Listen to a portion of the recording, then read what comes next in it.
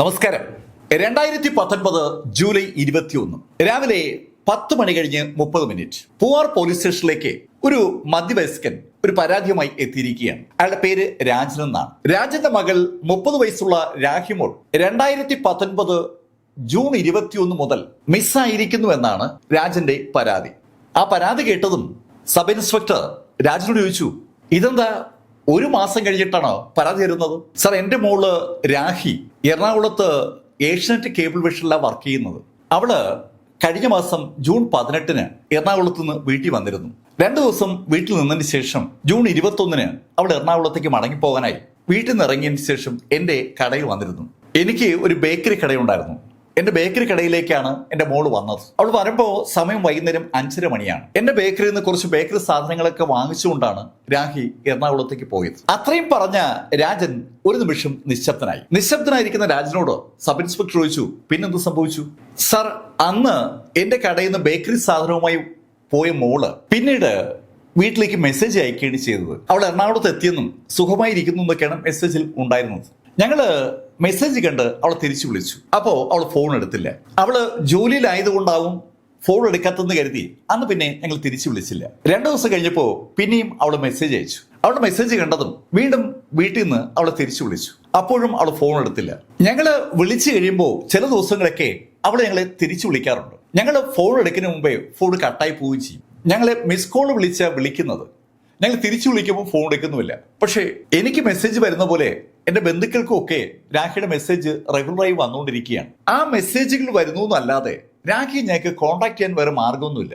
എന്താ ഇങ്ങനെ എന്ന് ഞങ്ങൾ ആലോചിക്കുമ്പോഴാണ് ഞങ്ങൾക്ക് ഒരു മെസ്സേജ് കിട്ടിയത്. കൊല്ലത്തുള്ള ഒരു സുധീഷുമായി അവളുടെ വിവാഹം കഴിഞ്ഞു എന്നാണ് അവൾ ആ മെസ്സേജിൽ സൂചിപ്പിക്കുന്നത്. ഞങ്ങളോട് പറയാതെ ഒരു വിവാഹം കഴിച്ചത് കൊണ്ടാവും അവൾ ഫോൺ എടുക്കാത്തതെന്ന് ആ മെസ്സേജ് കണ്ടപ്പോഴാണ് ഞങ്ങൾക്ക് തോന്നിയത്. എന്റെ മോള് നേരത്തെ തന്നെ അവൾക്ക് ഒരാളെ ഇഷ്ടമാണെന്നുള്ള കാര്യം വീട്ടിൽ സൂചിപ്പിച്ചിരുന്നതാണ്. അതുകൊണ്ട് തന്നെ അവള് ഒരാളെ വിവാഹം കഴിച്ചെന്ന് കേട്ടപ്പോൾ ഞങ്ങൾക്ക് പെട്ടെന്ന് ഞെട്ടലൊന്നും ഉണ്ടായില്ല.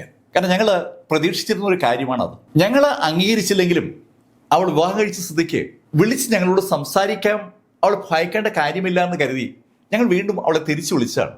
പക്ഷെ അവൾ ഫോൺ എടുക്കുന്നില്ല. അവളുടെ മെസ്സേജുകൾ മാത്രമേ വരുന്നുള്ളൂ. ഞങ്ങൾക്ക് ആകെ ടെൻഷൻ ആയതുകൊണ്ടാണ് ഞാൻ അവളെ തിരക്കി എറണാകുളത്ത് ഏഷ്യാനെറ്റിന്റെ ഓഫീസ് ചെന്നത്. അവിടെ ചെന്ന് തിരക്കിയപ്പോൾ അവര് പറയുകയാണ് രാഖിയെ അവര് കണ്ടിട്ട് 1 മാസമായെന്ന്. അവിടുത്തെ റെക്കോർഡ് അനുസരിച്ച് രാഖി ജൂൺ 18 അവിടെ നിന്ന് നാട്ടിലേക്ക് തിരിച്ചാണ്. നാട്ടിലേക്ക് തിരിച്ച രാഖി തിരിച്ചു ചെന്നിട്ടില്ലെന്നാണ് അവർ പറയുന്നത്. സർ, ആ വാർത്ത കേട്ടതുകൊണ്ടാണ് ഞാനിപ്പോ പരാതിയുമായി ഇവിടെ വന്നത്. വളരെ വിചിത്രമായ ഒരു പരാതിയാണ് രാജൻ പൂവാർ പോലീസ് സ്റ്റേഷനിൽ കൊടുത്തിരിക്കുന്നത്.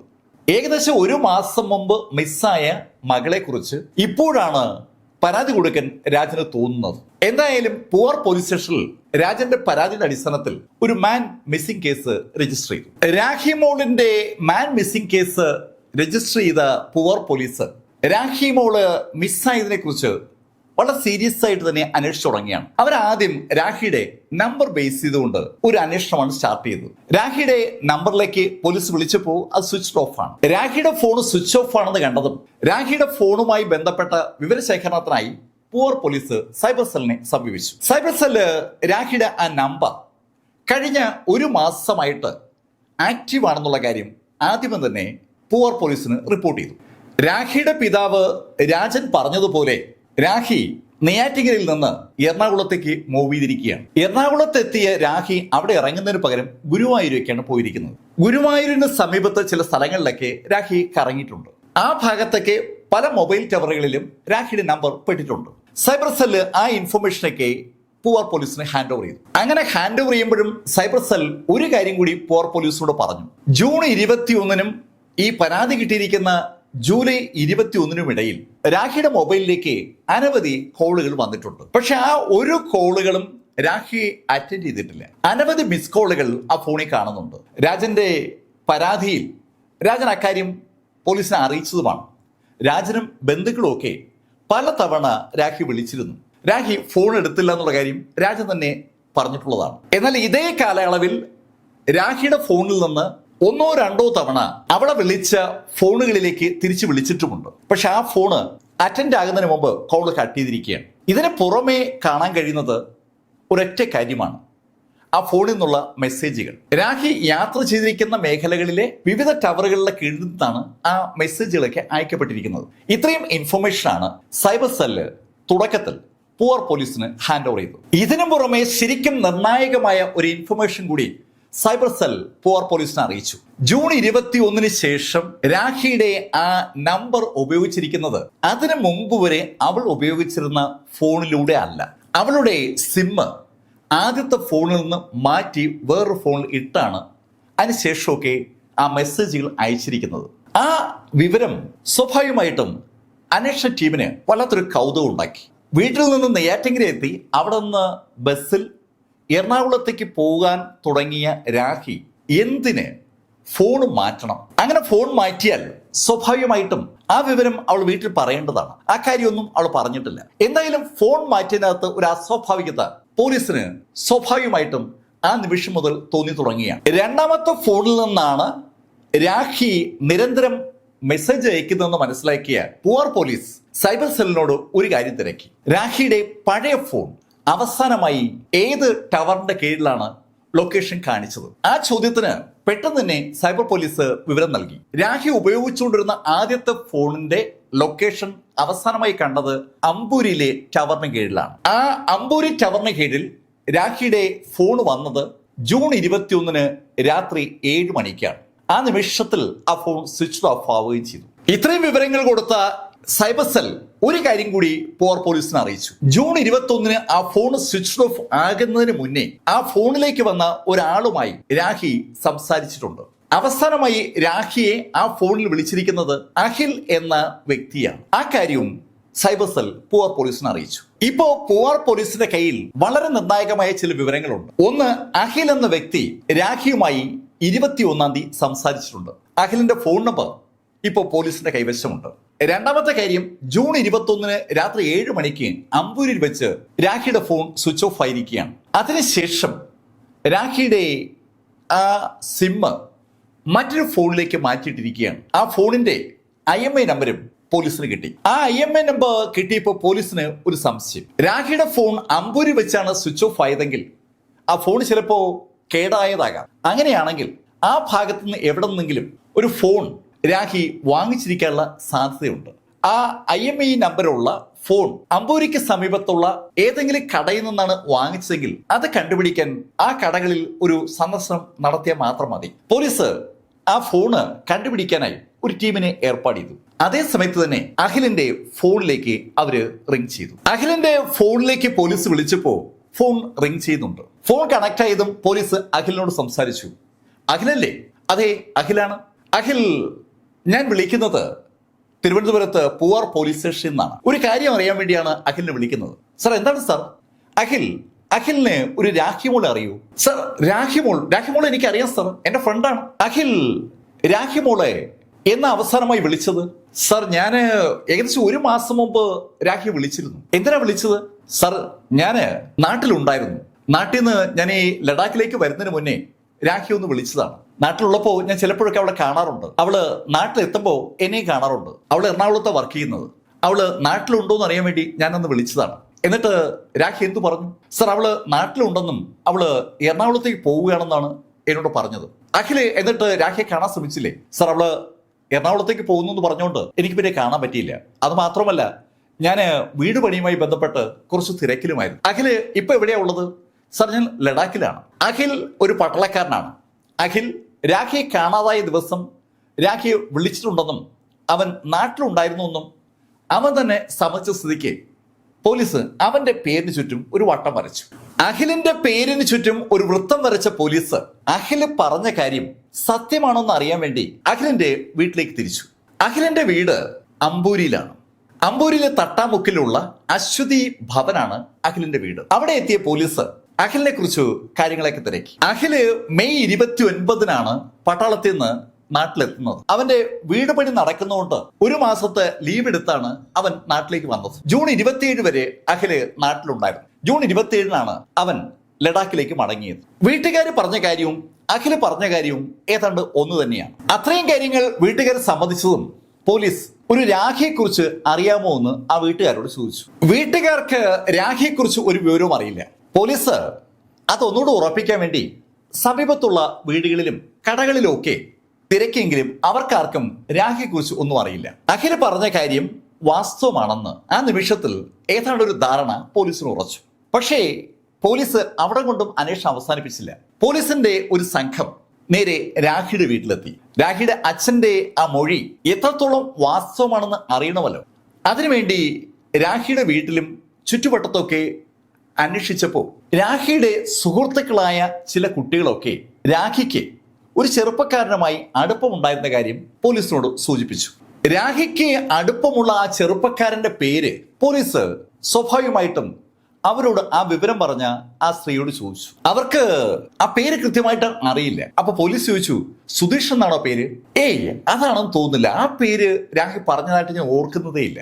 രാഖി അയച്ചിരിക്കുന്ന മെസ്സേജുകളിൽ സുധീഷ് എന്ന ചെറുപ്പക്കാരനുമായി അവൾ ഒളിച്ചോടി എന്നാണ് സൂചിപ്പിച്ചിരിക്കുന്നത്. പക്ഷെ ഇപ്പോ രാഖിയുടെ വീടിനടുത്തുള്ള സ്ത്രീ പറയുന്നത് സുധീഷ് എന്ന പേര് രാഖി ഒരിക്കലും പറഞ്ഞിട്ടില്ലെന്നാണ്. പോലീസിന് പെട്ടെന്ന് ഒരു കൺഫ്യൂഷൻ ഫീൽ ചെയ്തു. സുധീഷ് എന്ന പേര് രാഖി പറഞ്ഞിട്ടേ ഇല്ല എന്ന് ആ സ്ത്രീ ഉറപ്പിച്ചു പറഞ്ഞതും പോലീസ് അവരോട് ചോദിച്ചു, അഖിൽ എന്ന പേര് രാഖി എപ്പോഴെങ്കിലും പറഞ്ഞിട്ടുണ്ടോ? ആ പേര് കേട്ടപ്പോ സ്ത്രീ ഒരു നിമിഷം ആലോചിച്ചു. സർ, ഈ പേര് രാഖി പറഞ്ഞതുപോലെ എനിക്ക് തോന്നുന്നുണ്ട്. പോലീസിനുള്ള കൺഫ്യൂഷൻ പതുക്കെ വർദ്ധിച്ചു വരികയാണ്. അഖിലിന്റെ വീട്ടുകാർക്കാണെങ്കിൽ രാഖിയെക്കുറിച്ച് ഒരു വിവരവും അറിയില്ല. എന്നാൽ രാഖിയുടെ വീടിന് ചുറ്റുവട്ടത്തുള്ള ആളുകൾക്ക് രാഖിയും അഖിലും തമ്മിൽ ഒരു അടുപ്പമുള്ളതായി ചില സൂചനകളുണ്ട്. എന്നാൽ രാഖി ഒളിച്ചോടിയിരിക്കുന്നതാണെങ്കിലോ സുധീഷ് എന്ന ചെറുപ്പക്കാരനുമായിട്ടാണ്.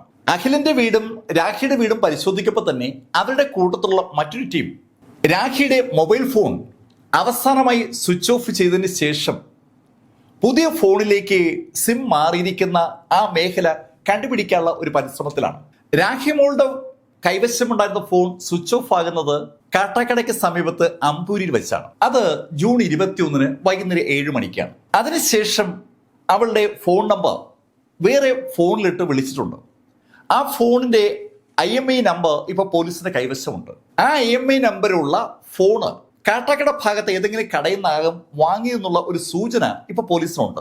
അല്ലെങ്കിൽ പോലീസ് അങ്ങനെ സംശയിക്കുകയാണ്. അത് കണ്ടുപിടിക്കാനായി പൂവാർ സ്റ്റേഷനിലെ ഒരു ടീം ശ്രമിച്ചുകൊണ്ടിരിക്കുമ്പോൾ പൂവാർ സ്റ്റേഷനിലെ മറ്റൊരു ടീം ഇതേ സമയത്ത് നെയ്യാറ്റിങ്കര മേഖലയിലെ CCTV വിഷ്വലുകൾ പരിശോധിക്കുകയാണ്. അവർ പരിശോധിച്ചത് നെയ്യാറ്റിങ്കര ബസ് സ്റ്റാൻഡിലെ CCTV വിഷ്വലാണ്. ആ വിഷ്വൽ പരിശോധിക്കുമ്പോൾ അവർക്ക് രാഖിയുടെ ഒരു ചിത്രം കിട്ടി. 21-ാം തീയതി വൈകുന്നേരം 6:48 തിരുവനന്തപുരം നെയ്യാറ്റിങ്കര പാറശാല ഹൈവേയിലേക്ക് ആ ബസ് സ്റ്റാൻഡിന്റെ അടുത്തുകൂടി രാഖി നടക്കുന്നതാണ് ആ വിഷ്വൽ പതിഞ്ഞിരിക്കുന്നത്. വീട്ടിൽ നിന്ന് ഇറങ്ങിയ രാഖി അവളുടെ അച്ഛന്റെ കടയിൽ പോയി ബേക്കറി സാധനങ്ങളുമായിട്ട് നെയ്യാറ്റിങ്കര ബസ് സ്റ്റാൻഡിൽ എത്തിയതാണ്. ബസ്സിലാണ് എത്തിയിരിക്കുന്നത്. രാഖി എന്തിനാ ബസ് സ്റ്റാൻഡിൽ നിന്ന് പുറത്തേക്ക് ഇറങ്ങിയത്? ആ ചോദ്യത്തിന് ഉത്തരം കണ്ടുപിടിക്കാനായി പോലീസ് വളരെ കാര്യമായി ചർച്ച ചെയ്യുമ്പോൾ കാട്ടാക്കട മേഖലയിൽ മൊബൈൽ കടകളിൽ അന്വേഷണം നടത്തിക്കൊണ്ടിരുന്ന പോലീസിന് വളരെ നിർണായകമായ ഒരു ഇൻഫർമേഷൻ കിട്ടി. അവരുടെ കൈവശമുള്ള ആ IMEI നമ്പറുള്ള ഫോണ് വിറ്റ കടയാണ് പോലീസ് കണ്ടുപിടിച്ചത്. ആ കടയിൽ ഒരു രജിസ്റ്ററുമുണ്ട്. ആ രജിസ്റ്ററിൽ മൊബൈൽ വാങ്ങിച്ചിരിക്കുന്ന ആളിന്റെ പേരും രേഖപ്പെടുത്തിയിട്ടുണ്ട്. അയാളുടെ അഡ്രസ്സും അവിടെ അവർ കുറിച്ചു വെച്ചിട്ടുണ്ട്. അമ്പൂരിയിലെ വാഴിച്ചാലിലെ തട്ടാമുക്കലുള്ള ആദർശാണ് ആ ഫോൺ വാങ്ങിച്ചത് കേട്ടതും പോലീസ് ആദർശിനെ കുറിച്ച് ഒരു അന്വേഷണം നടത്തി. ആദർശും അഖിലും സുഹൃത്തുക്കളാണ്. ആ വിവരമാണ് ആദ്യമേ പോലീസിന് കിട്ടിയത്.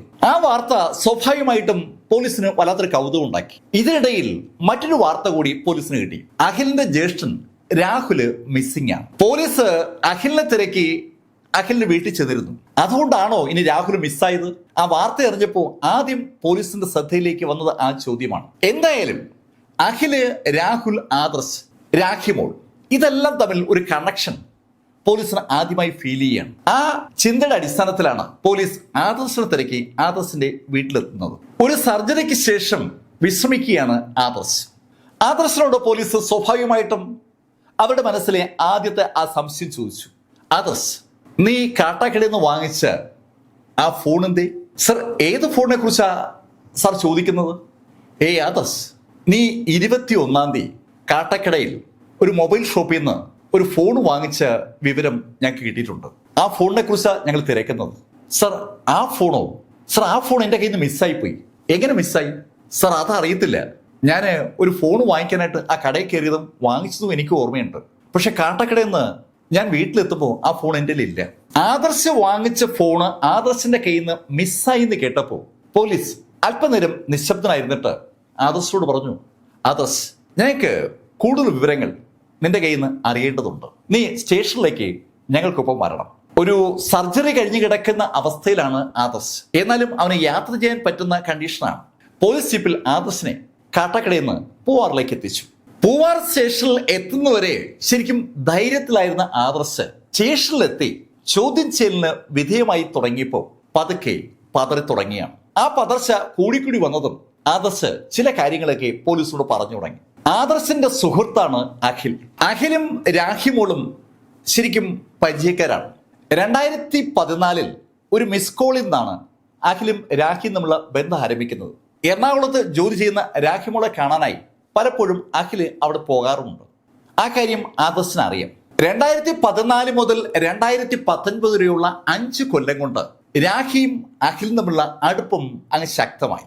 രാഹിയുടെ നിർബന്ധപ്രകാരം 2019 ഫെബ്രുവരി 15 എറണാകുളത്തെ ഒരു അമ്പലത്തിൽ വെച്ച് അഖിൽ രാഹിയെ താലി ചാർത്തി ഭാര്യയാക്കുകയും ചെയ്തു. അതിന്റെ അടിസ്ഥാനത്തിൽ പിന്നീട് അവരുടെ ജീവിതം ഏതാണ്ട് ഭാര്യ ഭർത്താക്കന്മാരെ പോലെ തന്നെയായിരുന്നു. രാഹിയെ വിവാഹം കഴിച്ച കാര്യം ആ സമയത്തും അഖിൽ വീട്ടിൽ ആരോടും പറഞ്ഞിട്ടുണ്ടായിരുന്നില്ല.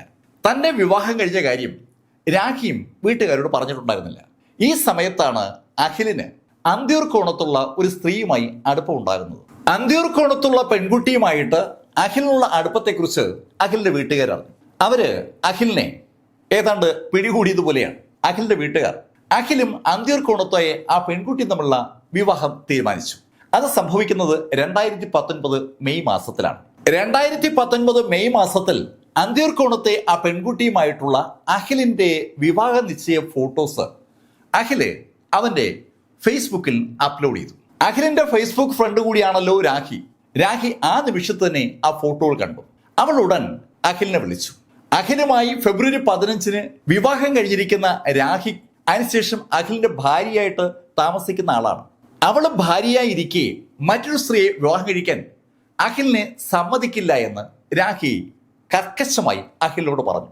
രാഹി നിർബന്ധ ബുദ്ധിയോടുകൂടി ആ കാര്യം പറഞ്ഞതും അഖില് അവന്റെ ബുദ്ധിമുട്ടുകൾ രാഹി അറിയിച്ചു. അഖിലിന് 24 വയസ്സാണ് പ്രായം, രാഹിക്ക് 30. അഖില് ഹിന്ദുവാണ്, രാഹി ക്രിസ്ത്യനാണ്. അതുകൊണ്ട് തന്നെ അവർ തമ്മിലുള്ള വിവാഹത്തിന് ഒരു കാരണവശാലും അവന്റെ വീട്ടുകാർ സമ്മതിക്കില്ല എന്നുള്ള കാര്യം അഖിൽ രാഹിയോട് പറഞ്ഞു. 30 വയസ്സുള്ള രാഹിക്ക് 24 വയസ്സുള്ള അഖിലുമായുള്ള വിവാഹം നടത്തി കൊടുക്കാൻ അഖിലിന്റെ വീട്ടുകാർ തയ്യാറാകില്ല എന്നുള്ള കാര്യം അഖിൽ ഉറപ്പിച്ചു പറഞ്ഞോടുകൂടി രാഹി അഖിലിനെ ശരിക്കും പ്രഷറൈസ് തുടങ്ങി. അഖിലും രാഹിയും തമ്മിൽ ഫോണിലൂടെ ഏതാണ്ട് അടിച്ചു പിരിഞ്ഞു എന്ന് പറയാം. ഈ സമയത്ത് അഖില് ലഡാക്കിൽ നിന്ന് നാട്ടിലെത്തിയിട്ട് ഏതാനും ദിവസങ്ങളെ ആയിട്ടുണ്ടായിരുന്നുള്ളൂ. യഥാർത്ഥത്തിൽ അഖില് നാട്ടിലെത്തിയത് അഖിലിന്റെ വീട് പണിയുമായി ബന്ധിപ്പിച്ചാണെന്ന് അഖിലിന്റെ വീട്ടുകാർ പോലീസിനോട് പറഞ്ഞതിൽ ഒരു വാസ്തവ വിരുദ്ധതയുണ്ട്. അഖിൽ യഥാർത്ഥത്തിൽ എത്തിയത് അവന്റെ വിവാഹ നിശ്ചയത്തിനാണ്. ആ വിവാഹ നിശ്ചയ ഫോട്ടോ കണ്ടതിന്റെ അടിസ്ഥാനത്തിലാണ് രാഹി ഈ വിഷയങ്ങളൊക്കെ ഉണ്ടാക്കിയത്. ആ വിഷയം അങ്ങനെ കൂടിക്കൂടി വരുമ്പോൾ അഖില് രാഹി ഫോൺ വിളിക്കുന്നത് ഏതാണ്ട് പൂർണ്ണമായും നിർത്തി. എന്നാൽ രാഹി അഖിലിനെ കോണ്ടാക്ട് ചെയ്യാൻ ശ്രമിക്കുന്നുണ്ട്. അഖിലിനെ കൊണ്ട് ഒരു കാരണവശാലും ആ പുതിയ കല്യാണം നടത്തിക്കില്ല എന്ന് തീരുമാനിച്ചു ഉറച്ച രാഹി അങ്ങനെയാണ് ജൂൺ 18 ഏഷ്യനെറ്റിന്റെ ആ കേബിൾ വിഷൻ ഓഫീസിൽ നിന്ന് തിരുവനന്തപുരത്ത് അവളുടെ വീട്ടിലെത്തുന്നത്. വീട്ടിലെത്തിയ രാഹി പിറ്റേ ദിവസം തന്നെ അഖില് നിശ്ചയം കഴിച്ച് അന്തിയൂർക്കോണത്തുള്ള ആ പെൺകുട്ടിയുടെ വീട്ടിലെത്തി. അവിടെ എത്തിയ രാഹി ആ വീട്ടുകാരോട് അവളും അഖിലും തമ്മിലുള്ള അടുപ്പത്തെക്കുറിച്ച് സൂചിപ്പിച്ചു. ശരിക്കും രാഹി അവരെ വിശ്വസിപ്പിക്കാൻ പറ്റുന്ന തെളിവുകളുമായിട്ടാണ് അവിടെ എത്തിയത്. രാഹിയും അഖിലും തമ്മിൽ അടുപ്പത്തിലായിരിക്കുന്ന കാലഘട്ടത്തിൽ ഒരുപാട് ഫോട്ടോസ് അവർ എടുത്തിട്ടുണ്ട്. ആ ഫോട്ടോകളൊക്കെ രാഹിയുടെ കൈവശമുണ്ട്. ആ ഫോട്ടോകൾ വളരെ വ്യക്തമായ തെളിവാണ്. അതിൽ ഏറ്റവും പ്രധാനപ്പെട്ട തെളിവ് അഖില് രാഹിയെ വിവാഹം കഴിക്കുന്ന ആ ചിത്രമാണ്. എറണാകുളത്തെ ക്ഷേത്രത്തിൽ വെച്ച് അവർ തമ്മിൽ നടത്തിയ ആ വിവാഹം വളരെ കളർഫുള്ളായി ചിത്രീകരിച്ചിട്ടുണ്ട്. ആ ചിത്രങ്ങളൊക്കെ കണ്ടപ്പോൾ അന്തിയൂർക്കോണത്തെ ആ വീട്ടുകാർക്ക് അഖിലിനെ കുറിച്ചുണ്ടായിരുന്ന അവരുടെ അഭിപ്രായം മാറ്റണമെന്ന് തോന്നി. സ്വാഭാവികമായിട്ട് ആ വിവരം ആ നിമിഷത്തിൽ തന്നെ അഖിലിന്റെ വീട്ടുകാരെ ആ വീട്ടുകാർ വിളിച്ചറിയിച്ചു. അവർ വിവാഹത്തിൽ നിന്ന് പിന്മാറാൻ പോവുകയാണെന്നുള്ള കാര്യം അഖിലിനെ അറിയിച്ചു. അന്തിയൂർക്കോണത്തുനിന്ന് കോള് വന്ന് ഏതാനും മിനിറ്റ് കഴിഞ്ഞതും അഖിലും അഖിലിന്റെ സഹോദരൻ രാഹുലും ആദർശം അഖില് വെച്ചുകൊണ്ടിരിക്കുന്ന ആ പുതിയ വീട്ടിന്റെ സീറ്റ് ഔട്ടിൽ നിന്ന് കൂടി. ശരിക്കും അഖിൽ ആകെ ടെൻഷനിലും ദേഷ്യത്തിലുമാണ്. അവൻ ഇഷ്ടപ്പെട്ട പെൺകുട്ടിയാണ് അന്തിർകൂടത്തെ ആ പെൺകുട്ടി. ആ കുട്ടിയുമായിട്ടുള്ള വിവാഹത്തിന് ശേഷം താമസിക്കാനായി അവൻ ഒരുക്കിക്കൊണ്ടിരിക്കുന്ന ആ വീടിന്റെ പൂമുഖത്തിരുന്ന് ആ വിവാഹം മുടങ്ങിയതിനെ കുറിച്ച് പറയുമ്പോൾ അവന്റെ ദേഷ്യവും സങ്കടവും ഒക്കെ അവന്റെ സഹോദരൻ രാഹുലിനും ആദർശിനുമൊക്കെ മനസ്സിലാകുന്നുണ്ട്. ആ മൂവർ സംഘം ഇനി എന്താണ് ചെയ്യേണ്ടതിനെ കുറിച്ച് ഒരു ആലോചന തുടങ്ങുന്ന അപ്പോഴാണ് രാഹി അവനെ ജീവിക്കാൻ സമ്മതിക്കില്ല എന്ന് ഉറപ്പിച്ച് ഇറങ്ങിയിരിക്കുകയാണ്. രാഹിയെ വിവാഹം കഴിക്കാൻ ഒരു കാരണവശാലും അവന് വീട്ടുകാർ സമ്മതിക്കത്തുമില്ല. അവനേക്കാൾ 6 വയസ്സ് മൂപ്പുള്ള രാഹി അവനെ പെടുത്തിയതാണെന്നാണ് അഖിലിന്റെ അഭിപ്രായം. അഖിൽ അങ്ങനെ ഉറപ്പിച്ചു പറഞ്ഞതും അഖിലിന്റെ ജ്യേഷ്ഠൻ രാഹുൽ അഖിലിനോട് പറഞ്ഞു, അഖിൽ, അങ്ങനെയെങ്കിൽ നമുക്ക് അവളെ അവസാനിപ്പിക്കണം. രാഹി ജീവിച്ചിരിക്കുന്നിടത്തോളം കാലം അവന്റെ ലൈഫ് നേരെ ചൊവ്വേ മുന്നോട്ട് പോകില്ല. ആ കാര്യം അഖിലിന് ഉറപ്പാണ്. അഖിലും രാഹുലും രാഹിയെ ഇല്ലാതാക്കാൻ വേണ്ടി പ്ലാനുകൾ ഇടുമ്പോൾ അതൊക്കെ കേട്ടുകൊണ്ട് ആദർശ് നിൽക്കുകയാണ്. ആദർശ് അവരുടെ ഏറ്റവും അടുത്ത സുഹൃത്താണ്. അഖിലും രാഹുലും ആദർശും ചേർന്ന് രാഹിയെ ഒഴിവാക്കാനുള്ള ഒരു പദ്ധതി പ്ലാൻ ചെയ്തു. ആ പ്ലാനിങ് കംപ്ലീറ്റ് ആയതും അഖില് രാഹിയെ വിളിച്ചു. രാഹിയോട് സംസാരിക്കുമ്പോൾ അഖിലിന് ഒരു കാര്യം മനസ്സിലായി. രാഹി 21-ാം തീയതി എറണാകുളത്തേക്ക് മടങ്ങിപ്പോകാനിരിക്കുകയാണ്. എറണാകുളത്തേക്ക് പോകാനായി രാഹി വീട്ടിൽ നിന്ന് നെയ്യാറ്റിൻകര എത്തുമ്പോൾ അവിടെ അഖിൽ എത്താമെന്നും അഖില് വെച്ചുകൊണ്ടിരിക്കുന്ന പുതിയ വീട് രാഹിക്ക് കാണിച്ചു കൊടുക്കാമെന്നും അഖില് രാഹിയോട് പറഞ്ഞു. അഖില് അങ്ങനെ പറഞ്ഞതിന്റെ അടിസ്ഥാനത്തിലാണ് രാഹി 2019 ജൂൺ 21 വൈകുന്നേരം 5:30 മണിയോടുകൂടി അവളുടെ അച്ഛന്റെ കടയിൽ നിന്ന് കുറച്ച് ബേക്കറി സാധനങ്ങളുമായി നെയ്യാറ്റിൻകരയ്ക്ക് യാത്ര തിരിക്കുന്നത്. നെയ്യാറ്റിൻകര ബസ് സ്റ്റാൻഡിൽ അവൾ എത്തുന്നത് വൈകിട്ട് 6:48 ബസ് സ്റ്റാൻഡിൽ നിന്ന് പുറത്തിറങ്ങിയ രാഹി ഹൈവേയിലേക്ക് കടന്ന് മുന്നോട്ട് നടന്നു. അവിടെ മുന്നിൽ ഒരു കാർ കിടപ്പുണ്ടാവുമെന്ന് അഖില് നേരത്തെ തന്നെ പറഞ്ഞിരുന്നു. കാറിന്റെ നമ്പരും അഖില് അവളോട് പറഞ്ഞിരുന്നു. അവൾ ആ കാറ് കണ്ടു. അവള് നടന്നു ചെല്ലുമ്പോൾ കാറിനകത്ത് ഡ്രൈവിംഗ് സീറ്റിൽ അഖിലിന്റെ ജ്യേഷ്ഠൻ രാഹുലുണ്ട്. വാഹനത്തിലേക്ക് കയറിയ രാഹുലിനോട് അഖിൽ എവിടെയെന്ന് ചോദിച്ചു. അഖില് റോഡിൽ നിൽപ്പുണ്ട്, പോകുന്ന വഴിക്ക് അഖിലും കൂടി വാഹനത്തിൽ കയറുമെന്ന് രാഹിയോട് പറഞ്ഞു. രാഹുൽ കാർ ഓടിക്കുന്നത് ധനുവച്ചപുരം മേഖലയിലേക്കാണ്. അവരുടെ വാഹനം അങ്ങനെ മുന്നോട്ട് പോകുമ്പോൾ രാഹുൽ പറഞ്ഞതുപോലെ റോഡ് സൈഡിൽ അഖിൽ കാത്തു നിൽക്കുകയാണ്. അഖിലിനെ കണ്ട് രാഹുൽ കാർ നിർത്തി. അഖിൽ കാറിന്റെ പുറകിലേക്ക് കയറി. ആ കാറ് അഖില് വെക്കുന്ന ആ വീടിന്റെ ഭാഗത്തേക്കാണ് നീങ്ങുന്നത്.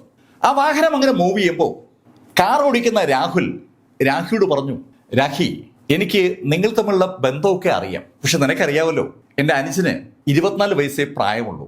അവൻ നിന്നെ വിവാഹം കഴിക്കാന്നൊക്കെ പറഞ്ഞാൽ അത് ആരും അംഗീകരിക്കത്തില്ല. അതുകൊണ്ട് നിനക്ക് ഈ ബന്ധത്തിൽ നിന്ന് ഒന്ന് മാറാൻ പറ്റുമോ?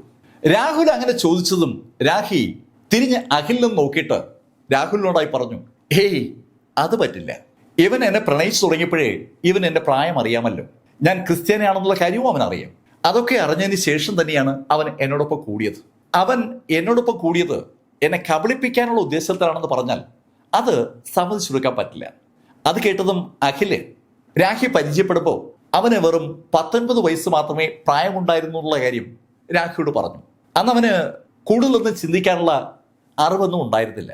അങ്ങനെ പല കാര്യങ്ങളും പറഞ്ഞ് ആ കാറ് മുന്നോട്ട് പോകുമ്പോൾ ആ കാറിനകത്തുള്ള അന്തരീക്ഷം ശരിക്കൊന്ന് ചൂടുപിടിക്കുകയാണ്. പതുക്കെ പതുക്കെ സംഭാഷണം ഒരു വാക്കേറ്റത്തിന്റെ ശൈലിയിലേക്ക് മാറി. ആ സമയത്താണ് ബാക്ക് സീറ്റിൽ ഇരിക്കുന്ന അഖിൽ വലത് കൈകൊണ്ട് രാഹിയുടെ കഴുത്ത് ചേർത്ത് പിടിക്കുന്നത്. ശരിക്കും അതിശക്തമായി അഖിൽ ആ കഴുത്ത് ചേർത്ത് പിടിച്ചതും രാഹി ശ്വസിക്കാനാവാതെ ബുദ്ധിമുട്ട് തുടങ്ങി. അവളെ വലത് കൈകൊണ്ട് സീറ്റിലേക്ക് മുറുക്കി പിടിച്ച അഖിൽ ശരിക്കും ശക്തമായി കൈ മുറുക്കുമ്പോൾ രാഹുൽ കാറൊന്ന് ഒതുക്കി. ആ ഭാഗത്ത് വേറെ ആളുകളൊന്നും ഇല്ലാത്ത സമയമാണ്. ആ സമയത്ത് അവിടെ നല്ല ഇരുട്ടുമാണ്. രാഹിയുടെ കഴുത്തിൽ ആ കൈ കൊണ്ട് ആഞ്ഞു പിടിക്കുമ്പോൾ അവളുടെ വായിന്ന് ശബ്ദം വരുന്ന കണ്ടതും രാഹുൽ ആക്സിഡന്റിൽ ആഞ്ഞൊന്ന് ചവിട്ടി. അങ്ങനെ ചെയ്തപ്പോൾ കാറിന്റെ ശബ്ദം ഒന്ന് കൂടി. ആ ശബ്ദത്തിനിടയിൽ രാഹിയുടെ സൗണ്ട് ആർക്കും കേൾക്കാൻ പറ്റാത്ത ശൈലിയിലായി. രാഹി പെട്ടെന്ന് നിശ്ചലമായി.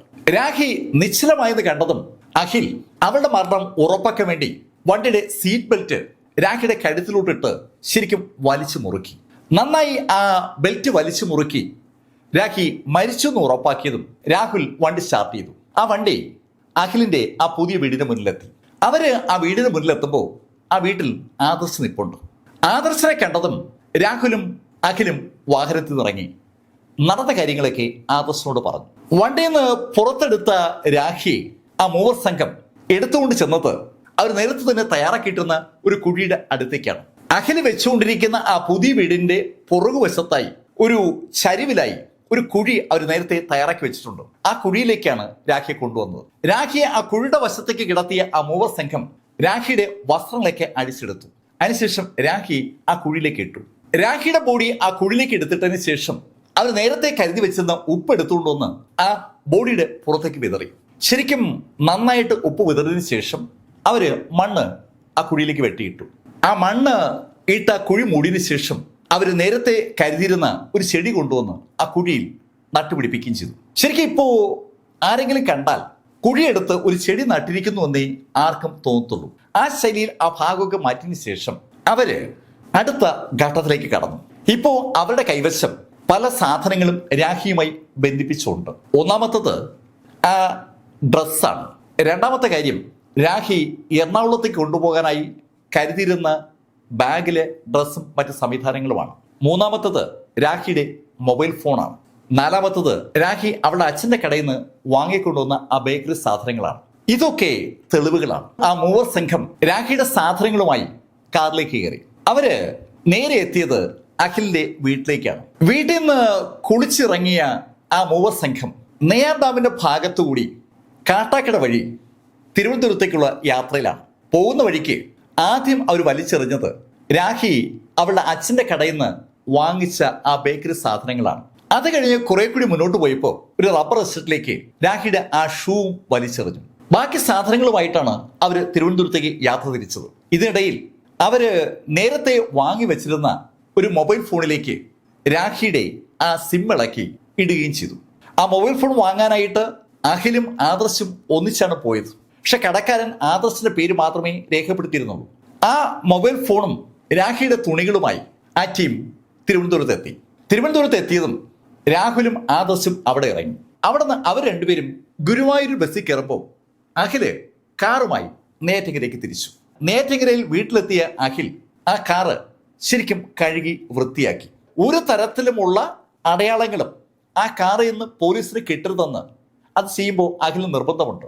ആ കാറ് തുടച്ച് വൃത്തിയാക്കി അതിനകത്ത് സ്പ്രേ ഒക്കെ ചെയ്ത് ഒരു ഡോഗ് സ്ക്വാഡ് വന്നാലും അവരെ കണ്ടുപിടിക്കാത്ത ശൈലിയിലേക്ക് കാര്യങ്ങളൊക്കെ മാറ്റുകയാണ്. ഈ സമയത്ത് രാഹുലും ആദർശും ഗുരുവായൂർ ബസ്സിൽ അങ്ങനെ യാത്ര ചെയ്തുകൊണ്ടിരിക്കുകയാണ്. ഗുരുവായൂരേക്കുള്ള യാത്രക്കിടയിൽ അവര് ശ്രീകൃഷ്ണപുരത്ത് ഇറങ്ങുന്നത് ഒരു പ്രത്യേക ലക്ഷ്യത്തിലാണ്. അവിടെ വെച്ച് രാഹുൽ രാഖിയുടെ ആ തുണിയടങ്ങിയ ബാഗ് അവിടെ ഒരു സ്ഥലത്തേക്ക് വലിച്ചെറിഞ്ഞു. അതിനുശേഷം വീണ്ടും രാഹുലും ആദർശും യാത്ര ചെയ്യുകയാണ്. ഈ സമയത്താണ് മെസ്സേജ് ഒക്കെ പതുക്കെ അയച്ചു തുടങ്ങുന്നത്. അവര് ഗുരുവായൂർ മേഖലയിലെ ഓരോ മൊബൈൽ ടവറിന്റെ കീഴിലെത്തുമ്പോഴും രാഖിയുമായി ബന്ധപ്പെട്ട ആളുകൾക്ക് മെസ്സേജ് അയക്കുകയാണ്. ആ പ്രക്രിയ ഏതാണ്ട് കംപ്ലീറ്റ് ചെയ്തതിനു ശേഷം ആദർശും രാഹുലും ആ മൊബൈലും ഉപേക്ഷിച്ചിട്ട് നാട്ടിലേക്ക് മടങ്ങിയെത്തി. ശരിക്കും ഞെട്ടിപ്പിക്കുന്ന ഒരു കഥയാണ് ആദർശ് പോലീസിനോട് പറഞ്ഞത്. ഒരു മാൻ മിസ്സിംഗ് കേസുമായി ബന്ധിപ്പിച്ചാണ് യഥാർത്ഥത്തിൽ പോലീസ് അന്വേഷണം തുടങ്ങിയത്.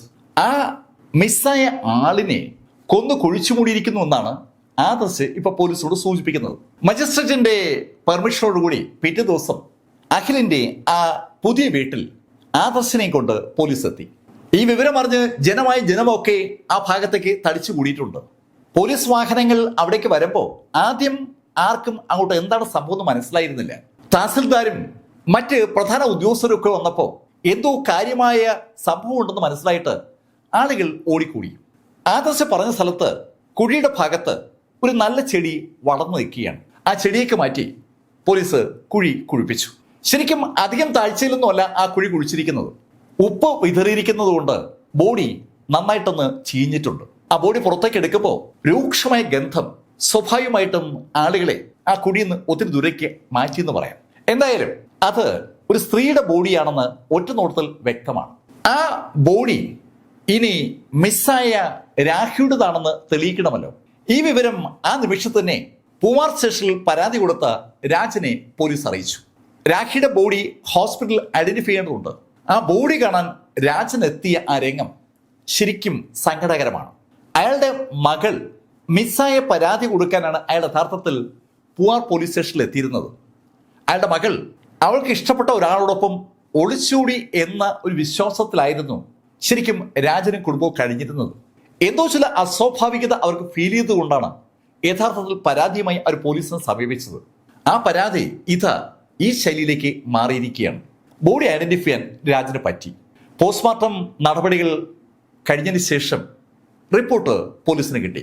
ആദർശ് പറഞ്ഞതുപോലെ തന്നെയാണ് മരണം സംഭവിച്ചിരിക്കുന്നത്. കഴുത്തിൽ ശരിക്കും ബലം പ്രയോഗിച്ചിട്ടുണ്ട്. ശ്വാസം മുട്ടിയാണ് രാഖി മരണപ്പെട്ടിരിക്കുന്നത്. രാജൻ രാഖിയെ ഐഡന്റിഫൈ ചെയ്തെങ്കിലും പോലീസ് DNA പരിശോധനയ്ക്ക് കൂടി ആ ബോഡിയെ വിധേയമാക്കി. നാളെ കോടതിയിൽ രാഖിയല്ല മരിച്ചതെന്ന് ഡിഫൻസ് പറയാൻ സാധ്യതയുണ്ടെന്നുള്ള കാര്യം പോലീസിന് അറിയാം. ഈ സമയത്ത് ആദർശ് പറഞ്ഞ കഥയനുസരിച്ച് അഖിലാണ് പ്രതി. അതുകൊണ്ട് തന്നെ പോലീസ് വീണ്ടും അഖിലിനെ വിളിച്ചു. അഖിലിനെ കോണ്ടാക്ട് ചെയ്യുന്ന അതേ സമയത്ത് തന്നെ പോലീസ് രാഹുലിന് വേണ്ടിയും വലവീശിയിരിക്കുകയാണ്. രാഹുല് മുങ്ങിയിരിക്കുകയാണ്. രാഹുലുമായി ബന്ധമുള്ള ആളുകളുടെ ഒരു ലിസ്റ്റ് പോലീസ് തയ്യാറാക്കി. അവന്റെ ബന്ധുക്കൾ, സുഹൃത്തുക്കളുടെ സുഹൃത്തുക്കൾ ഒക്കെ ആ ലിസ്റ്റിൽ പെട്ടു. ഓരോ സ്ഥലവും അരിച്ചു പറക്കിയ പോലീസ് അവസാനം മലയൻകീഴിലുള്ള ഒരു വീട്ടിൽ നിന്ന് രാഹുലിനെ പൊക്കി. അത് സംഭവിക്കുന്നത് ജൂലൈ 28-നാണ്. ജൂലൈ 21-നാണ് രാജൻ പരാതിയുമായി പോലീസ് സ്റ്റേഷനിൽ എത്തിയത്. ആ പരാതി കിട്ടി 7-ന്റെ അന്ന് 2 പ്രതികളെ പോലീസ് അറസ്റ്റ് ചെയ്തിരിക്കുകയാണ്. അഖിലാണ് 1-ാം പ്രതി എന്നുള്ള കാര്യം അറസ്റ്റ് ചെയ്യപ്പെട്ടപ്പോൾ രാഹുലും പോലീസിനോട് സമ്മതിച്ചു. ആദർശും രാഹുലും അഖിലിലേക്ക് വിരൽ ചൂണ്ടിയതും പോലീസ് അഖിലിനെ കോണ്ടാക്ട് ചെയ്തു. അവൻ ഇപ്പോ ലഡാക്കിൽ സൈന്യത്തിലാണെന്നാണ് അവന്റെ അഭിപ്രായം. അവൻ രാജധാനി എക്സ്പ്രസിലാണ് ദില്ലിയിലേക്ക് തിരിച്ചത്. അവൻ തിരിക്കുന്നത് ജൂൺ 27-നാണ്. അവൻ ദില്ലിയിൽ എത്തിയെന്നും അവിടുന്ന് ലഡാക്കിൽ എത്തിയെന്നുമാണ് അവൻ പോലീസിനോട് സൂചിപ്പിച്ചത്. പോലീസ് ലഡാക്കിലുള്ള അവന്റെ യൂണിറ്റിൽ അവനെക്കുറിച്ച് തിരക്കിയപ്പോൾ പോലീസിന് ലഭിച്ചത് മറ്റൊരു വിവരമാണ്. അവൻ ലഡാക്കിൽ റിപ്പോർട്ട് ചെയ്തിട്ടില്ല. അഖില് ദില്ലി വരെ എത്തിയതിന് സകല തെളിവുകളും പോലീസിന്റെ കയ്യിലുണ്ട്. അവിടുന്ന് അവൻ ലഡാക്കിലേക്ക് പോയിട്ടില്ല എന്നാണ് പോലീസിന് ലഭിച്ച വിവരം. ആ വാർത്ത പത്രങ്ങളിലൂടെയും ചാനലുകളുടെയും പോലീസ് റിലീസ് ചെയ്തിരിക്കുന്ന അതേ സമയത്ത് സകലരും ഞെട്ടിച്ചുകൊണ്ടാണ് അഖിലിന്റെ കോള് ചില ചാനലുകൾ കേൾപ്പിച്ചത്. 27 ഞാൻ അവിടെ നിന്ന് വൈകുന്നേരത്ത് 7 മണിയുടെ രാജധാനി എക്സ്പ്രസിൽ ഞാൻ കയറി. ഞാൻ ഡൽഹിയിൽ ഇറങ്ങി എന്റെ യൂണിറ്റിൽ വന്ന് ഞാൻ റിപ്പോർട്ട് ചെയ്തു. 29-ാം തീയതി വൈകുന്നേരത്ത് ഞാൻ റിപ്പോർട്ട് ചെയ്തു. എനിക്ക് വിളിച്ചെടുക്കേണ്ട കാര്യമൊന്നുമില്ല. അവർക്ക് എന്നെ കൊണ്ടുപോകുന്നുണ്ടെങ്കിൽ കൊണ്ടുപോകാം. ഞാനിപ്പോ ഞാൻ എന്തായാലും ഞാൻ ലീവത്ത് വരാൻ പോവുകയാണ്. ഞാൻ പറഞ്ഞല്ലോ ലീവെല്ലാം ആയിട്ടുണ്ട്. അഖില് ഈ പറഞ്ഞ കാര്യങ്ങൾ വളരെ വ്യക്തമാണ്. പോലീസ് പറയുന്ന കഥയും അഖിലുമായി ബന്ധമില്ല. അഖിൽ ഇപ്പോഴും ലഡാക്കിൽ സൈന്യത്തിലുണ്ടെന്നാണ് അഖില് പറയുന്നത്. പോലീസിന്റെ അന്വേഷണത്തിൽ സഹകരിക്കാനായി സൈന്യത്തിൽ നിന്ന് ലീവ് എടുത്ത് അഖിൽ ഉടൻ തന്നെ നാട്ടിലേക്ക് വരികയും ചെയ്യും. പോലീസ് ജനങ്ങളെ കബളിപ്പിക്കാൻ വേണ്ടി കള്ളക്കഥ പറയുകയാണോ? ആ ചോദ്യമാണ് അഖിലിന്റെ ആ ഫോൺ കോൾ റെക്കോർഡ് ചാനലിലൂടെ റിലീസ് ചെയ്ത ചാനലുകൾ സ്വാഭാവികമായും ഉയർത്തിയ ചോദ്യം. പോലീസ് എന്തിന് കള്ളം പറയുന്നു? ആ ചോദ്യം ചാനലുകൾ ചോദിക്കുമ്പോൾ സ്വാഭാവികമായിട്ടും ഈ വാർത്ത ശ്രവിക്കുന്ന ആളുകളൊക്കെ കൺഫ്യൂസ്ഡ് ആവുകയാണ്. അഖില് പറഞ്ഞതുപോലെ അവൻ തിരുവനന്തപുരത്തെത്തി. തിരുവനന്തപുരം എയർപോർട്ടിൽ നിന്ന് അഖിലിനെ പോലീസ് പോക്കി. അവൻ നേരത്തെ തന്നെ ചാനലുകളിലൂടെ അവന്റെ നിരപരാധിത്വം അറിയിച്ചിട്ടുണ്ട്. ഈ സംഭവ വികാസങ്ങൾക്കൊന്നും അവനുമായി ബന്ധമില്ലെന്നാണ് അവൻ ചാനലുകളിലൂടെ പറഞ്ഞത്. അതുകൊണ്ട് തന്നെ അറസ്റ്റ് ചെയ്യുമ്പോഴും അവൻ ശരിക്കും കോൺഫിഡൻസോടുകൂടിയാണ് പത്രക്കാരെ കാണുന്നതും പോലീസിനോട് സംസാരിക്കുന്നതും. പക്ഷെ ആ കോൺഫിഡൻസ് അവന് അങ്ങോട്ട് സൂക്ഷിക്കാൻ ചോദ്യം ചെയ്യുന്ന സമയത്ത് പറ്റിയില്ല. പോലീസിന്റെ കയ്യിലുള്ള തെളിവുകൾ ഒന്നൊന്നായി കാണിച്ചുകൊണ്ടാണ് പോലീസ് ഈ അഖിലിനെ ചോദ്യം തുടങ്ങിയത്. രാഹുലിനെയും ആദർശിനെയും ഒന്നിച്ചിരുത്തി ചോദിച്ചതോടുകൂടി അഖിലിന്റെ ഡിഫൻസ് എല്ലാം പൊളിഞ്ഞു വീണു. 723/2019 എന്ന നമ്പറിൽ മാൻ മിസ്സിംഗ് കേസായി പൂവാർ സ്റ്റേഷനിൽ രജിസ്റ്റർ ചെയ്യപ്പെട്ട ആ കേസ് ഇപ്പൊ ഒരു ആസൂത്രിത കൊലപാതക കേസായി മാറിയിരിക്കുകയാണ്. അനവധി വകുപ്പുകളാണ് ആ കേസുമായി ബന്ധപ്പെട്ട് ചാർജ് ചെയ്തിരിക്കുന്നത്. അതുമായി ബന്ധപ്പെട്ട തെളിവെടുപ്പിലേക്ക് അഖിലിനെയും രാഹുലിനെയും ആദർശിനെയും പോലീസ് കൊണ്ടുവന്നു. ആ കേസുമായി ബന്ധപ്പെട്ട ക്രൈം സീനുകളിലേക്ക് ഈ 3 പേരെയും കൊണ്ടുപോകണം. ഈ ക്രൈം സീനിൽ ഏറ്റവും പ്രധാനപ്പെട്ടത് ആ കാറാണല്ലോ. ആ കാറ് ഇവന്മാർ വളരെ വിദഗ്ധമായി ഉപേക്ഷിച്ചിരിക്കുകയാണ്. ആ കാറിനെ പക്ഷെ പോലീസ് കണ്ടുപിടിച്ചു. തമിഴ്നാട്ടിലെ തൃപ്പരപ്പിൽ നിന്ന് ആ കാറ് പോലീസ് പോക്കി. ശരിക്കും ആ കാറ് അഖിലിന്റെ ഒരു സുഹൃത്തിൻ്റെതാണ്. അയാളും സൈനികനാണ്. അമ്പലത്തിൽ പോകാനുള്ള ആവശ്യത്തിനെന്ന് പറഞ്ഞിട്ട് അഖിൽ അയാളിൽ നിന്ന് വാങ്ങിച്ചതാണ്. ആ കാറ് തൊണ്ടുമുതലായി പോലീസ് കണ്ടുകെട്ടി. ആ കാറിനകത്ത് വെച്ചാണ് ആ ക്രൈം നടന്നിരിക്കുന്നത്. കാറ് കണ്ടുകെട്ടിയ പോലീസ് അതുമായി ബന്ധിപ്പിച്ച് തെളിവെടുത്തു. അതുപോലെ കൊല നടത്തി ബോഡി മറവ് ചെയ്ത ആ ഭാഗത്ത് കൊണ്ടുവന്നു അവിടെ വെച്ച് തെളിവെടുത്തു. ഈ സമയത്തൊക്കെ ജനം മുഴുവൻ അവിടെ എത്തിയിട്ടുണ്ട്. അഖില് പട്ടളക്കാരനാണ്. അഖിലിന്റെ ജ്യേഷ്ഠനും ശരിക്കും അവിടെ എല്ലാവരും അറിയുന്ന ആളാണ്. അഖിലിന്റെ വീട്ടുകാരെയും ആളുകൾക്കൊക്കെ അറിയാം. ആദർശിനെ കുറിച്ചും ആളുകൾക്ക് വേറെ പരാതിയൊന്നുമില്ല. അതുകൊണ്ട് തന്നെ ഈ കക്ഷികളെല്ലാം കൂടെ ചേർന്ന് ഒരു പെൺകുട്ടിയെ കൊന്നു കുഴിച്ചുകൂടിയതൊക്കെ കേൾക്കുമ്പോൾ സ്വാഭാവികമായിട്ടും ആളുകൾക്ക് ഒരു കൗതുകം ഉണ്ടാവുമല്ലോ. അതിൻ്റെതായ ഒരു ആകാംക്ഷ അവിടെ മുഴുവുണ്ട്. ഒരുപാട് ആളുകളാണ് ഈ അന്വേഷണ സമയത്ത് അവിടേക്ക് തടിച്ചുകൂടിയത്. പലരും അമ്പരപ്പോടെയാണ് അഖിലിനെയും രാഹുലിനെയും ആദർശിനെയൊക്കെ നോക്കുന്നത്. ഈ കേസുമായി ബന്ധപ്പെട്ട് തെളിവെടുപ്പ് നടക്കുമ്പോൾ പോലീസിന് നിർണായകമായ ഒരു വിവരം കൂടി കിട്ടി. അഖിലിന്റെ ആ വീട് നിർമ്മിച്ചുകൊണ്ടിരിക്കുന്നതിന് സമീപത്തായി രാഹിയെ അടക്കം ചെയ്യാനായി 2 ദിവസം മുമ്പേ ഒരു കുഴി എടുത്തിരുന്നു. ആ കുഴി എടുത്ത സമയത്ത് അഖിലിന്റെ അച്ഛൻ ആ കുഴിയുടെ അടുത്ത് ഉണ്ടായിരുന്നു എന്നാണ് ഒരു അയൽക്കാരൻ പോലീസിന് റിപ്പോർട്ട് ചെയ്തത്. ഒരാളെ അടക്കം ചെയ്യാൻ പറ്റുന്ന ശൈലിയിൽ ഒരു കുഴി എടുക്കുമ്പോൾ ആ കുഴിയുടെ സമീപത്തുണ്ടായിരുന്ന അഖിലിന്റെ അച്ഛന് സ്വാഭാവികമായിട്ടും ഈ കൊലപാതകത്തെക്കുറിച്ച് അറിവുണ്ടായിരിക്കണം എന്നുള്ള ഒരു ധാരണയുടെ അടിസ്ഥാനത്തിലാണ് ആ നാട്ടുകാരൻ ആ വിവരം പോലീസിനോട് പറഞ്ഞത്. സ്വാഭാവികമായിട്ടും അഖിലിന്റെ പിതാവിനെയും പോലീസ് ചോദ്യം ചെയ്തു. അഖിലിന്റെ പിതാവ് മാത്രമല്ല, അഖിലിന്റെ വീട്ടുകാർക്കൊക്കെയും ഈ കൊലപാതകത്തിൽ പങ്കുണ്ടെന്നുള്ള ഒരു ധാരണയിലേക്ക് പോലീസ് എത്തുന്നത് അപ്പോഴാണ്. അഖിലിന്റെ വീട്ടുകാരെ വിശദമായ ചോദ്യം ചെയ്യലിലാണ് തുടർന്ന് പോലീസ് വിധേയമാക്കിയത്. ആ ചോദ്യം ചെയ്യലുകൾക്ക് ശേഷം കോടതിയിൽ FIR ഫയൽ ചെയ്തപ്പോൾ അതിനകത്ത് പക്ഷെ 3 പ്രതികളെ ഉള്ളൂ. 1-ാം പ്രതി അഖിൽ, 2-ാം പ്രതി രാഹുൽ, 3-ാം പ്രതി ആദർശ്. അനവധി തവണ ജാമ്യത്തിന് വേണ്ടി അഖിലും രാഹുലും ആദർശും ഒക്കെ കോടതികളിൽ ജാമ്യാപേക്ഷ സബ്മിറ്റ് ചെയ്തെങ്കിലും അത് ഒന്നൊന്നായി തള്ളിപ്പോവുകയായിരുന്നു. 2022 ഹൈക്കോടതി ജഡ്ജി കുഞ്ഞികൃഷ്ണൻ അവസാനം അഖിലിന് ജാമ്യം അനുവദിക്കുന്നത്. അഖില് ജാമ്യത്തിൽ നിൽക്കുമ്പോഴാണ് 2023 സെഷൻസ് കോടതി ഈ കേസിന്റെ വിധി പ്രഖ്യാപിക്കുന്നത്. 2023 ജൂൺ 9 സെഷൻസ് കോടതി വിധി പ്രഖ്യാപിച്ചത്. ഈ ജൂൺ 9 ഒരു പ്രത്യേകതയുണ്ട്. അന്നാണ് രാഹിയുടെ ബർത്ത്ഡേ. ജൂൺ 9 സെഷൻസ് കോടതി വിധിച്ചത് പ്രതികൾക്ക് ജീവപര്യന്തം തടവാണ്. ജീവപര്യന്തം തടവിന് പുറമെ അവർക്ക് വിധിച്ചത് 3 ലക്ഷം രൂപയുടെ പിഴയുമാണ്. ഒരു മാൻ മിസ്സിംഗ് കേസായി പൂവാർ സ്റ്റേഷനിൽ 2019 ജൂൺ 21 രജിസ്റ്റർ ചെയ്യപ്പെട്ട കേസ് 84 ദിവസങ്ങൾ കൊണ്ട് കുറ്റപത്രം സമർപ്പിക്കുന്നതിലേക്ക് എത്തിയത് പൂവാർ പോലീസിന്റെ അന്വേഷണ മികവിന്റെ ഒരു ഉദാഹരണമാണ്. കേരള പോലീസിന് ഇങ്ങനെയും ചില കഴിവുകൾ ഉണ്ടെന്നുള്ള കാര്യം ഓർമ്മിപ്പിക്കാൻ കൂടിയാണ് ഞാൻ ഈ കഥ നിങ്ങളോട് പറഞ്ഞത്. വളരെ സമർത്ഥമായ ഒരു അന്വേഷണമാണ് ഈ കേസുമായി ബന്ധിപ്പിച്ച് പൂവാർ പോലീസ് നടത്തിയത്. ഈ കേസ് നിങ്ങളുടെ മുന്നിൽ അവതരിപ്പിച്ചത് MLife-ൽ നിന്ന് BS ചന്ദ്രമോഹൻ. കമന്റിൽ ചെയ്യുക. Thank you.